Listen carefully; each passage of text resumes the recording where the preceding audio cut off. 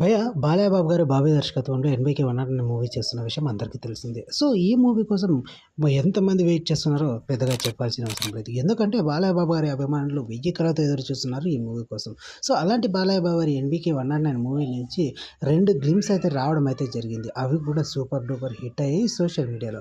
So, ఇక మూవీపై భారీ level expectations పెంచేసాయి ఆ 2 గ్లింప్స్. సో, ఇప్పుడు బాలయ్య బాబు గారి 'ఎన్‌బీకే 100' అనే మూవీ రిలీజ్ డేట్ ఎప్పుడు?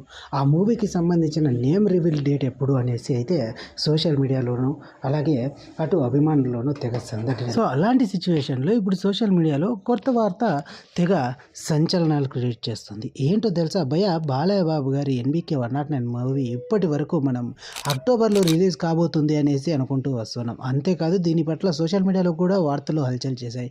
కాకపోతే ఇలాంటి వార్తపై ఎలాంటి అధికారిక ప్రకటన చేయని 'ఎన్‌బీకే 100' మూవీ టీం ఇప్పుడు ఊహించని విధంగా బాలయ్య బాబు గారు వచ్చే సంవత్సరం సంక్రాంతి బరిలోకి రానున్నారు అనేసి అయితే సోషల్ మీడియాలో వార్తలు వస్తున్నాయి. అంతేకాదు ఇప్పుడు సంక్రాంతికి రవితేజ సినిమా కూడా ఉండడంతో బాలయ్య బాబు గారు సినిమా వస్తుండటంతో రవితేజ గారు తప్పుకున్నట్లు సమాచారం.